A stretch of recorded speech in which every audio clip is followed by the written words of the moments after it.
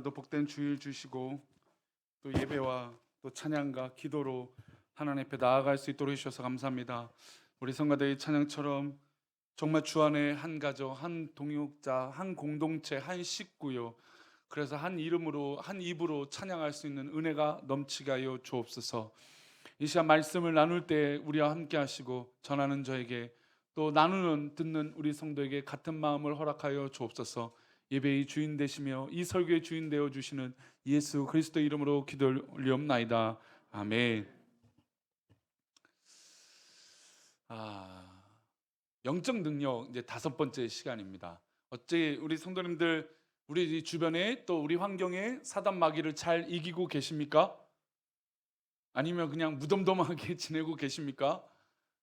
우리가 뭐 이것은 신비로운 일이 아닙니다. 우리 주변에 사단이 나를 넘어뜨리고 유혹하고 또 우리에게 함정을 파놓고 또 우리가 할 수 있는 실수들을 하게 만드는 건 사단이 놓은 덫이고 또 우리에게 가장 가까이서 우리를 유혹하고 있는 사단의 정체라는 것이죠. 근데 중요한 건 사실 우리가 이것을 인식하느냐 인식하지 않느냐의 결정적인 결과의 차이가 있어요. 우리가 생각보다 무덤덤하고 또 관심이 없을 때가 많아요. 이게 무슨 얘기냐면 우리 삶에 일어나는 일들이 우리를 넘어뜨리고 우리를 유혹하고 우리를 시험에 들게 하려고 하는 사단의 어떤 그런 결계 유혹들, 함정들이 있는데 우리가 그것을 인식하지 않는단 말이죠. 그래서 그냥 늘 아무렇지도 않게 하루하루를 살아가는 것처럼 착각하게 만든다라는 겁니다.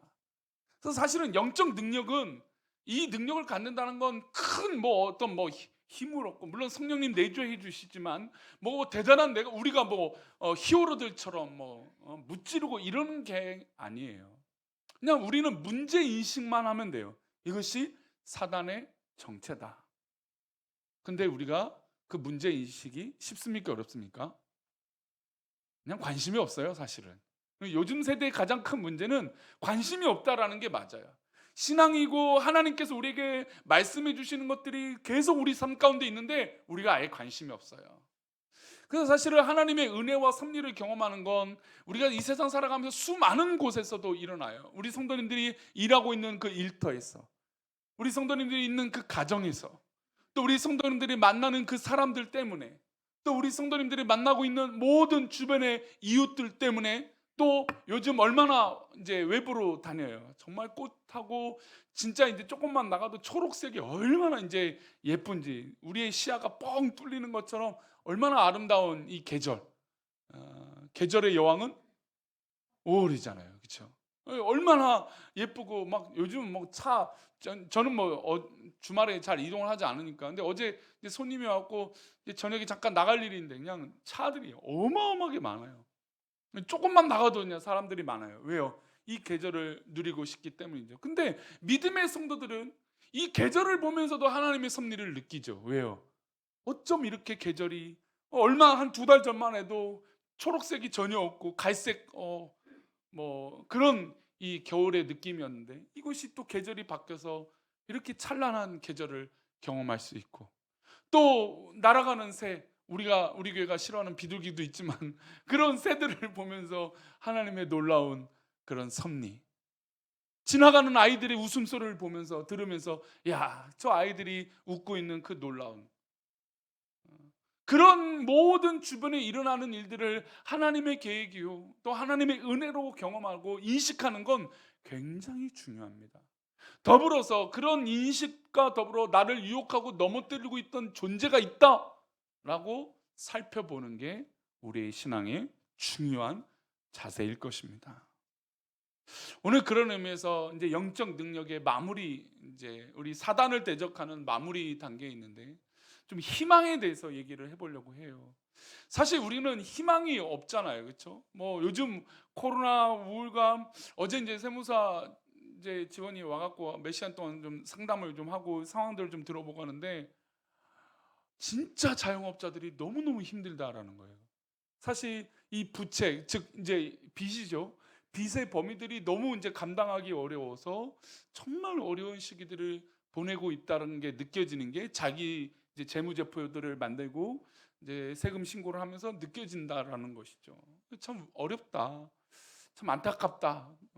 그래서 뭐 저희야 뭐 그런 어려움들이 없지만 사람들은 어떻게든 세금을 적게 냈고 어떻게든 좀 어려우니까 그래서 조금 더 좀 할 수 있는 방법들을 계속 문의하고 그것들을 상담하는데 굉장한 시간들을 보낸다는 얘기를 듣습니다.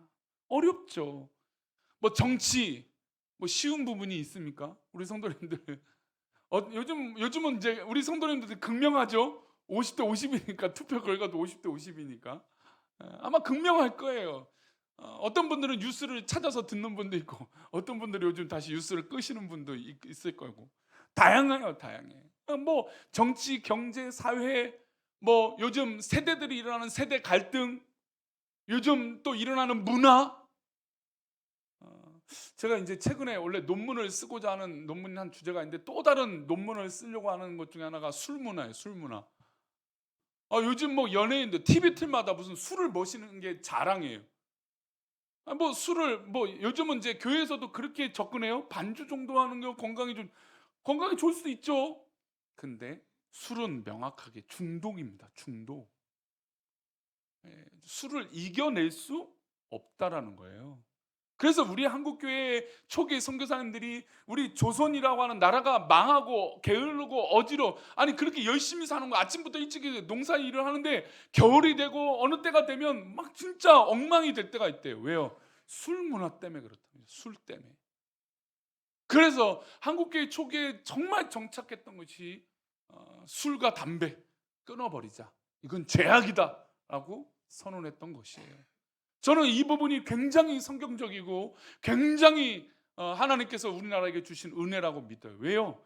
우리 인간은 그 중독들을 컨트롤할 수 있는 능력이 일단 없다라고 보는 게 맞아요. 우리 성도님들이 외모에 대해 외모 중독에 빠지는 경우도 있죠. 요즘 외모 지상주의니까 외모 중독이에요. 어떻게든 예쁜 거, 좋은 거. 그러니까 칭찬이 예쁘다라는 게 칭찬이에요. 아니 하나님 만들어 주신 외모인데 예쁘다라는 게 칭찬이라면 예쁘지 않으면 하나님께서 잘못 만드신 건가요? 하나님이 인간을 창조하시다가 실수하시고 딴짓하셨나요? 아니잖아요. 하나님께서 우리에게 각자에게 주신 그런 외향과 모습들 또 섭리와 계획들이 있는데 우리 인간들은 그것을 저버리고 인간의 문화로 인간의 유혹으로 인간의 어떤 그런 즐거움으로 이 모든 것들을 바꿔나가고 있다는 것이죠. 그 중에 하나가 또 술문화라고 저는 생각해요. 얼마 전에도 어떤 유명 연예인이 술에 취해갖고 그냥 전기 시설을 망가뜨리고. 그러니까 술을 젊은 사람인데도 술을 컨트롤할 거라고 생각하지만 할 수 있는 사람이 없다라는 거. 왜요? 중독이기 때문이에요. 어쨌든 이런 현상들이 막 사회적으로 일어나는데 문제 인식이 없어요. 그렇죠? 요즘은 뭐 얼마나 뭐 동성애도 관해도 얼마나 문제가 많습니까? 뭐 그들의 선택을 뭐 우리는 하지 말라고 얘기하겠지만 그들이 하는 선택들을 어떻게 말리겠어요? 자녀들의 선택들을 어떻게 말리겠어요? 그렇죠? 우리 성도님들이 자녀들이 하고 싶다는 걸 말릴 수 있습니까? 어릴 때 혼내면서라도 말릴 수 있지만 다 컸는데 뭘 어떻게 자기 선택하고 숨겨 사는 걸 어떻게 말리겠습니까? 근데 그들의 선택을 마치 우리에게도 합당한 것처럼 강요하는 건 잘못된 것이죠. 우리가 옳다라고 믿고 있고 우리가 하나님 뜻 가운데 이것은 정말 지켜야 된다는 걸 우리한테도 강요할 그들의 선택은 없는 것이에요. 우리도 그들에게 강요하지 않잖아요. 그렇죠? 그러니까 이런 세대들의 갈등들 문제들이 인식이 안 돼요. 그게 가장 큰 문제라는 것이죠. 사실은 문제 해결에 가장 중요한 건 문제 인식이에요. 이것이 문제구나라고 느껴질 때 해결할 방법이 나와요. 그러나 대부분의 지금 한국 교회 성도들이 문제 인식이 없어요. 아마 목사들도 마찬가지일 겁니다. 이 영적인 어려움들이 문제 인식이 없어요. 사회 현상이 이렇게 악해져 가고 있는데 문제 인식이 없어요. 그러니 해결하고 싶을까요? 안 하고 싶어요? 관심이 없으니 안 해결해요. 해결할 필요가 없죠. 인식이 안 되니 해결할 필요가 없는 것입니다. 저희 교회가 이제 우리 권사님들 안수 집사님 또 우리 명예 권사님을 선출할 겁니다. 근데 빠르면 6월 둘째 주 아니면 늦어도 6월 넷째 주 안에 투표를 할 겁니다. 사실 이 투표는 우리가 2년 전부터 계속 미뤄왔던 거고 코로나 때 다 모이지 못했는데 투표한다는 건 조금 사실 요즘에도 임직을 많이 해요. 코로나 시국인데도. 근데 저는 동의하지 않아요. 성도들과 함께 예배하지 않고, 물론 뭐 그들의 다른 교회 선택들은 다른 교회의 선택들이고, 저희 교회는 저는 동의하지 않아요. 함께 모여서 기도하지 않고 이 귀한 이 임직을, 항존직을 선출하는 데 있어서 함께 얼굴도 보지 않고 투표한다는 건 저는 조금 와닿진 않아요. 그래서 계속 미뤄왔던 건데 이제 더 이상 미룰 수가 없어요. 미룰 수가 없어서 사실 이제 계속 미루고 있다가 이제 타이밍이 6월 뭐 한 두째 주 아니면 넷째 주가 될 겁니다. 이제 투표 날짜가 되면 그 전주에 제 칼럼 자리에 투표할 대상자들이 나오게 될 겁니다. 지금 뭐 특별한 일이 있지 않고서는 미뤄지진 않을 거예요. 근데 다만 저는 이 항종직을 위해서 기도하고 바라는 건 우리 안수 집사님들이, 우리 권사님들이 문제 인식이 있었으면 좋겠어요. 이게 문제 인식이라는 것이 꼭 나쁜 것이 문제 인식이 되는 게 옳은 게 아니에요.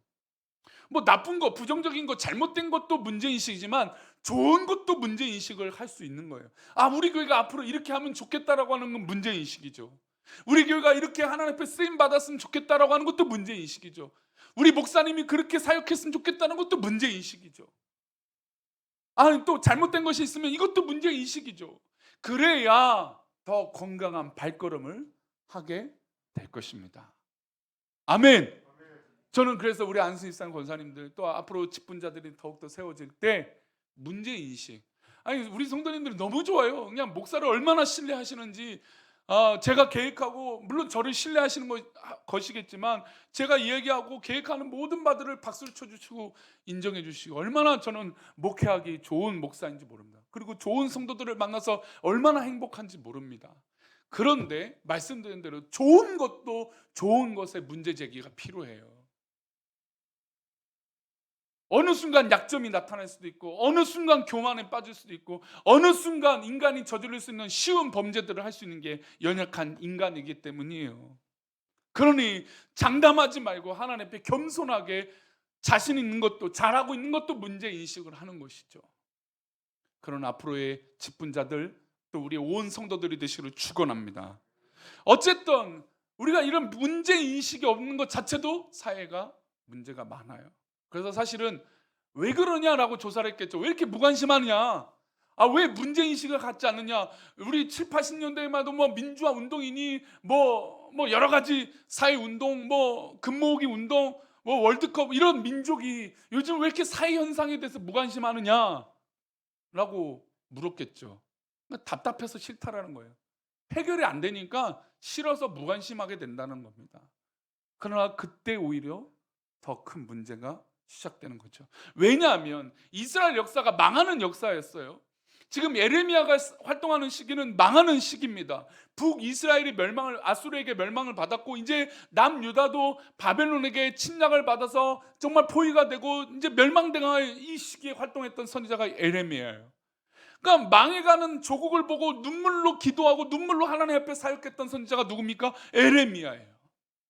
그러니까 망하는 나라인데 가장 가슴이 아팠던 예레미야의 호소는 이스라엘 백성들이 지금 망하고 있는 현실에 문제인식이 없는 거예요. 하나님께서 이렇게 경고의 메시지를 주시는데 이제 진짜 우리 망하겠구나, 우리 이러면 안 된다라고 돌이키라고 예레미야는 계속해서 돌아오라라고 외치고 있는데 전혀 그러지 않고 있는 것이죠. 그래서 예레미야는 눈물의 선지자가 될 수밖에 없는 것이죠. 답답하니까 방법이 없어요. 사람들이 무관심해요. 문제인식이 없어요. 그래서 오늘 본문의 말씀은 예레미야는 이렇게 말합니다. 우리 함께 읽겠습니다. 시작. 여호와의 말씀이니라. 너희를 향한 나의 생각을 내가 아나니 평안이요 재앙이 아니니라. 너희에게 미래와 희망을 주는 것이니라. 사실 이 나라는 망하고 있는 것이 맞아요. 그러나 하나님께서 망하고 있음에도 불구하고 바벨론 포로 70년 후에는 이 나라 이 민족을 다시 돌이키시겠다는 겁니다. 하나님의 계획은 예수님이 재림 이전에는 회복의 역사들을 계속 주세요. 아무리 망하고 어렵고 힘들어도 회복하는 시기들을 주세요. 사사기 시대는 사사를 계속해서 보내주셔서 그 이스라엘 민족들을 회복시켜 주시고, 이 아수르와 바벨론으로 핍박받고 있는 이 시대에도 하나님께서 선지자들을 보내주셔서 위로하게 하여 주시고, 그리고 바벨론 포로 70년 이후에 다시 포로 귀환을 하게 하셔서 1차, 2차, 3차 포로 귀환 후에 성전을 세우고 성문을 세우는 놀라운 에스라, 느헤미야, 에스더 같은 사람들을 세우는 것이죠. 그리고 2000년 전에 예수님을 보내셔서 12 제자들을 세워주시고 바울 사도를 세워주셔서 지금의 교회에 이르기까지 하신 것이에요. 그러나 그 모든 역사 가운데 어려움이 없었겠습니까? 절망감이 없었겠습니까? 세상이 약해져 가는 것들을 몰랐겠습니까? 그래요. 그런 어려움 가운데 사단이 활개치고 마귀가 활개치고 지난주 말씀처럼 군대 귀신이 우리를 몰려들어서 우리를 압박하고 유혹하더라도 하나님의 말씀은 절망이 아니라 미래와 희망을 주시는 것입니다. 우리는 문제인식을 그래서 해야 돼요. 혹이나 우리가 절망과 두려움에 사로잡혀 있다면 하나님의 말씀으로 우리 성도에게 미래와 희망이 열리기를 소망합니다. 우리 사람은요, 희망과 소망으로 살아가는 존재예요.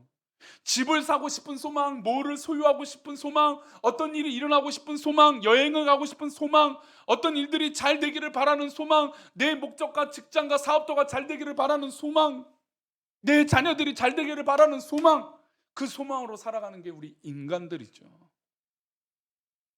근데 그 희망은 하나님 말씀 가운데 우리에게 미래에 주시는 희망인 줄 믿습니다. 근데 우리 생각에 재앙이고, 아휴, 무관심해, 이건 뭐 이래서 바뀌겠어? 그게 바로 절망이죠. 그 절망 가운데 우리가 포기한다면 이 시대는 변화되지 않을 것이에요. 신약에 와서 이제 바울 사도가 특별히 이제 말세에 대한 이야기들을 사도 요한뿐만 아니라 바울 사도도 그런 얘기들을 합니다. 특별히 데살로니가 후서 2장부터 좀 보면은 이 말세 때 일어나는 일들이 있어요. 이 얘기를 좀 간략하게, 시간이 좀 짧아서 좀 짧게 말씀을 좀 드리고 싶어요. 데살로니가 2장 7절부터 10절인데 우리 7절 말씀 한번 읽어보겠습니다. 시작. 불법의 비밀이 이미 활동하였으나 지금은 그것을 막는 자가 있어 그 중에서 옮겨질 때까지 하리라. 불법의 비밀이 이미 활동했어요. 그러니까 우리가 생각하기 전에 사단 마귀는 우리에게 덫을 놓고 함정을 이미 파고 있다는 겁니다. 아니, 함정을 지금 파는 사람이 어디 있어요? 사단이 함정을 지금 파겠습니까? 이미 우리에게 파놓고 기다리고 있다는 것이죠. 그런데 지금은 그것을 막는 자가 있다는 거예요. 그 중에서 옮겨질 때까지 하게 되겠다는 겁니다. 이런 이제 어떻게 보면 불법이 있었죠. 그리고 그걸 막는 자가 있죠. 그런데 이게 계속해서 순환이 있어요. 8절 보겠습니다. 8절 말씀 시작. 그때 불법한 자가 나타나. 그러니까 지금 분명히 7절 다시 한번 보여주세요. 불법의 비밀이 이미 활동했어요. 그러니까 불법이 있었어요. 8절 보세요. 막는 자가 있는데 8절 되면 읽겠습니다. 그때 불법한 자가 나타나리니 주 예수께서 그 입의 기운으로 그를 죽이시고 강림하여 나타나심으로 폐하시리라. 불법한 자가 있고 그를 막는 자가 있고 또 불법한 자가 나타나요. 그런데 주님이 또 나타나셔서 그의 입의 기운으로 그를 죽이세요. 강림하시고 그 불법한 자를 폐하세요. 근데 거기서 또 끝나느냐? 아니에요. 사단은 거기서 멈추지 않아요. 9절입니다. 읽겠습니다. 시작. 악한 자의 나타남은 사탄의 활동을 따라 모든 능력과 표적과 거짓 기적과 10절입니다. 읽겠습니다. 불의의 모든 속임으로 멸망하는 자들에게 있으리니 이는 그들이 진리의 사랑을 받지 아니하여 구원함을 받지 못함이라. 이 사단의 능력은요, 어떤 능력이에요? 모든 능력과 표적과 거짓, 그리고 불의의 모든 속임. 근데 우리가 인간들이 이것을 볼 때 거짓이고 속이는 것이라고 보겠습니까? 아니에요. 화려하고 문하고 뭔가 사단이 꾸미고 있는 일들은 뭔가 인간이 유익한 것이라고 보여지겠죠. 왜요? 사단은 속이는 자니까. 그런 역사들은 계속 반복이 되고 사단은 멈추지 않아요. 주님이 재림하셔서 완전히 무적갱이로 빠뜨려 버리시기 전까지는 계속해서 믿음의 성도들을 계속해서 유혹하고 넘어뜨릴 것입니다. 그래서 우리는 이 문제인식이 필요해요. 우리가 한번 승리할 수 있어요. 특별히 믿음의 성도들이 기도하고 열심히 우리가 해서 우리가 이겨낼 수 있습니다. 그러면 사단이요, 내가 졌네. 저 믿음의 사람은, 저 성도는, 저 집사님은, 저 성도님은 건들지 말아야지. 사단이 포기할까요? 한번 유혹하면 포기할까요? 아닙니다. 지금 말씀 보세요. 사단이 불법한 자는 이미 있었잖아요. 그래서 예수님이 그것을 막고 계셨어요. 근데 또 나타나요. 그랬더니 예수님이 이 말씀으로 입으로 그를 봉인시키시고 막으셨어요. 근데 그들에게 능력이 또 있어요. 모든 능력과 거짓과 속임이 있어요. 그걸 우리가 어떻게 이겨낼 수 있냐 이것이죠. 디모데후서 3장부터 보면 바울 사도가 디모데 사랑하는 아들에게 이 말세에 어려울 때 또 이렇게 말합니다. 읽어보겠습니다. 3장 1절이에요. 시작. 너는 이것을 알라. 말세에 고통하는 때가 있어요. 그래서 예를 들어줍니다. 3장 8절 말씀이에요. 읽겠습니다. 시작. 얀네와 얀브레가 모세를 대적한 것 같이 그들도 진리를 대적하니 이 사람들은 그 마음이 부패한 자요 믿음에 관하여는 버림받은 자들이. 이 자들은 모세 때도 있었지만 지금도 있고 앞으로 말세 때도 있다라는 얘기예요. 얀네와 얀브레가 정확하게 어떤 활동을 했는지 기록되어 있지는 않지만 이들이 했던 짓은 마술 같은 것, 사람들이 속임을 당하는 그런 화려한 것들을 보여줬어요. 그래서 사람들이 현혹되었어요. 민족의 지도자인 모세를 대적해서 우리도 능력이 있다라고 말했던 사람들이에요. 근데 사람들이 현혹이 되죠. 아니 모세같이 위대한 선지자가 있더라도 어떤 사람들이 등장해요? 대적하는 사람들이 등장한다니까요. 사단은요 아무리 모세 같은 다윗과 같은 존재가 있어도 멈추지 않아요. 다윗이 범죄하지 않았나요? 했죠. 왜요? 그 보이는 것을 못 참아서. 그래서 사랑하는 장군, 자기에게 충성을 다하는 그 장군을 정말 전쟁의 저 사지에 몰아넣고 살인한 거나 똑같은 죄를 저질러요. 하나님께서 하지 말라라는 것도 나중에 또 자신의 마지막 때에 하나님께서 인구조사 하지 말아라 했는데 또 인구조사를 하다가 명분은 좋죠. 우리 군사력을 회복하고 조사하는 건 중요하니까 명분은 맞아요. 그러나 하나님 하지 말라는 걸 이 다윗은 그때도 했다라는 겁니다. 그 위대한 다윗도 사단이 안 힘듭니까? 그러면 우리는 모세 다윗하고 비교한다면 아마 사단에게는 뭐라고 말하면 될까요? 시군죽 먹기라고 해야 될까요? 그런 존재겠죠. 그래서 우리는 자만하면 안 되는 거예요.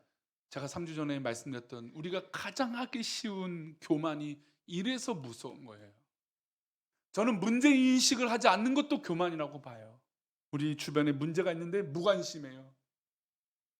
우리 성도들이 어려움 당하고 있는데 무관심해요. 우리 주변이, 우리 이웃이, 우리 자녀들이 죄악의 자리에 있는데 무관심해요. 왜요? 싫은 소리 하면 싸움 나니까. 그러나 진리는 양보할 수 없는 것이죠. 우리 예레미야 29장 11절 말씀, 본문 말씀인데 처음 말씀을 다시 한번 띄워주세요. 예레미야 29장 11절. 우리 성도님도 이 말씀을 꼭 기억하십시오. 읽겠습니다. 시작. 여호와의 말씀이니라. 너를 향한 나의 생각을 내가 아나니 평안이요 재앙이 아니니라. 너희에게 미래와 희망을 주는 것이니라. 우리 자녀들이요 성장할 때 우리 부모님들이 먹이지 말아야 될 것들이 있어요. 어릴 때. 물론 뭐 그것이 뭐 정답이라고 말할 수는 없어요. 근데 웬만하면 어릴 때 사탕이라든지 너무 단 음식들을 어릴 때부터 너무 일찍 먹지 않는 것이 좀 중요하다. 뭐 치아 관리도 그렇겠지만 건강을 위해서 좀 더 그런 것 같아요. 많이들 동의하시죠. 근데 부모가 아이에게 먹을 것을 뺏고 요즘은 뭐 식당 가봐다 태블릿이나 요즘은요 식당 가면 부모님들이 이 거치대라고 해서 뭔가 휴대폰도 거치해 놓고 이렇게 딱 이렇게 고정해 놓는 것들 이제 부모님들이 가지고 다니는 게 많더라고요. 근데 아이들이 딱 봐요. 근데 사실 밥 먹을 때 딴짓하면 우리 어른들 볼 때는 되는 일입니까? 안 되는 일입니까? 예? 어렸을 때 같았으면 어떻게 해요? 우리 부모님들 할머니 할아버지 등짝 스매싱 안 돼. 딱 밥 먹는데 딴짓한다고 그랬겠죠. 근데 요즘은 할머니 할아버지들이 뭐라 그래요? 아이고 애 운다 애 운다 요거 보게 해줘라. 요거 보라 여기 보면서 밥 먹게 해줘라. 우리 할머니 할아버지가 더 그러죠. 내 아들 딸들은 그렇게 안 했는데 그냥 등짝을 때려서라도 밥 먹게 했는데 아이한테 그것을 뺏는 게 쉬워요 어려워요? 한 번 한 건 어려워요. 그러니까 죄에 물들면 왜 무섭냐? 중독이라는 것이 되고 그 유혹이 너무 쉽기 때문이에요. 그래서 아예 이것을 정말 경악시하고 막 치를 떨게 만들지 않고서는 인간은 쉽게 넘어져요. 아이에게 휴대폰을 못 보게 할 수 있겠습니까? 사탕이나 뭐 너무 탄 음식을 못 먹게 막아버리는 게 쉽겠습니까? 어렵죠. 그럼에도 불구하고 부모님들이 이게 아니다라고 말하는 건 무엇입니까? 잘못될 수 있기 때문이에요. 중독이 될 수 있고 그것으로 인해서 건강을 해칠 수도 있고 건강관리를 잘못할 수 있기 때문이에요. 어릴 때 잘못된 습관을 가질 수도 있기 때문이에요. 근데 아이들이 볼 때는 이게 재앙이에요. 재앙. 휴대폰 보고 싶어요. 막 울어요. 그래도 요즘 막 음식점을 가면 부모님들이 아이한테 이거 안 보여주려고 막 애쓰는 부모님이 또 있더라고요. 그냥 어떤 부모는 포기하고 애초부터 그냥 휴대폰 딱 보여주게 딱 그렇게 하는 부모님도 있지만 어떤 부모들은 또 싸워요. 안 돼! 막 이러면서 가르치려고 하는 부모는 있고 또 교육이 잘 된 가정도 있고 뭐 그것이 뭐 옳고 그러면 다 떠나서 각 가정이 아마 맞는 훈육일 거예요. 근데 제가 말하는 건 그런 물을 들기 시작했을 때 교육을 과연 어떻게 할 거냐 이거예요. 근데 아이들 입장했을 때 휴대폰을 빼앗기면 단 사탕을 빼앗기면 이 아이들한테는 재앙이에요. 재앙. 아닌가요? 재앙이죠.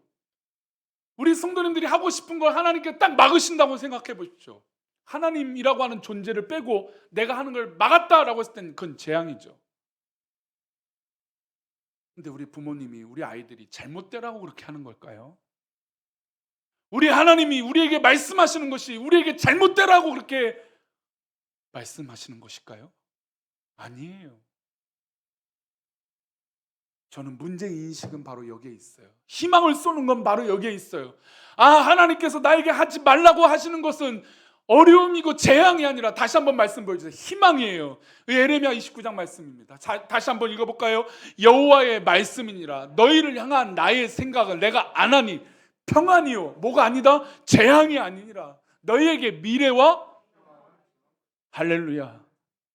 성도님들 혹시나 성도님들이 하고 싶은 일에 브레이크가 걸리거든 이것은 하나님께서 주시는 기도의 시간으로 고백되어 주시기를 바랍니다. 우리 부모님이 우리 자녀들이 잘 되기를 바라서 브레이크를 거는 것처럼 아니다라고 말하는 것처럼 때로 우리에게 아니다라고 들려질지라도 이 배경에 우리가 모르는 사단이 있구나 우리가 인식하지 못하고 있는 저 마귀의 유혹이 있구나 라고 선언하고 기도하면 우리에게 참된 희망의 화살이 쏘아지게 될 줄 믿습니다. 하나님이 주시는 것은 재앙이 아니라 희망입니다. 그러니 우리 성도님들 인간의 욕심을 조금만 내려놓고 하나님 주시는 은혜로 말미암아 살아간다면 우리에게 차고 넘치는 희망, 저 사단 마귀를 넉넉히 이기는 희망, 그리고 이 악한 시대를 바꿀 수 있는 놀라운 교회의 역할이 일어나게 될 줄 믿습니다. 할렐루야! 기도하겠습니다.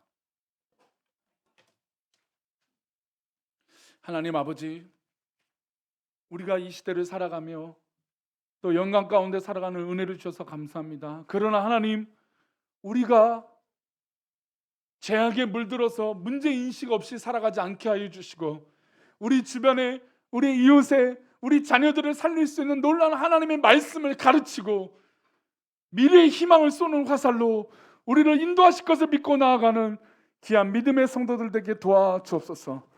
세상에 아무리 희망이 없고 소망이 없고 악해져가는 이 시대일지라도 하나님 살아서 역사하시는 줄 믿사오니 우리가 그렇게 살아가는 믿음과 확신이 있게 하여 주셔서 우리를 어렵게 만드는 모든 악한 것들이 떠나가며 우리를 넘어뜨리려고 하는 저 사단이 떠나가는 놀라운 역사를 경험하게 하여 주옵소서. 우리 성도들에게 담대함을 주옵소서. 우리 성도들에게 기쁨과 감사를 허락하여 주옵소서. 우리 성도들에게 즐거운 행복과 감사의 기쁨이 넘치게 하여 주옵소서. 우리 성도들을 그렇게 인도하여 주실 것을 믿고 우리를 그렇게 희망의 미래로 인도하여 주실 것을 믿사옵고 거룩하신 예수 그리스도 이름으로 기도 올리옵나이다. 아멘.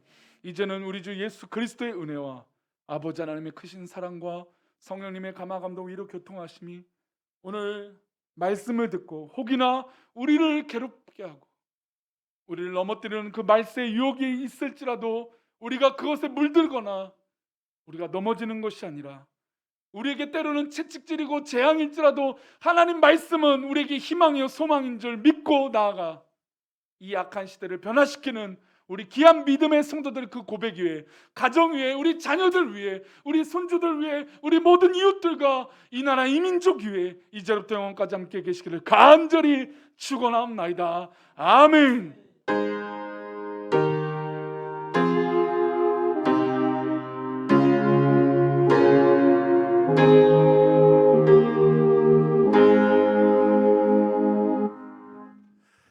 네, 예배를 마쳤고요. 오늘 잠시 우리 귀한 사랑하고 존경하는 담임 목사님 축복하는 시간을 갖겠습니다. 음악 좀 틀어주세요. 당신은 사랑받기에 태어난 사람 함께 부르겠습니다. 우리 다 같이 축복하십시다. 우리 서로를 위해서.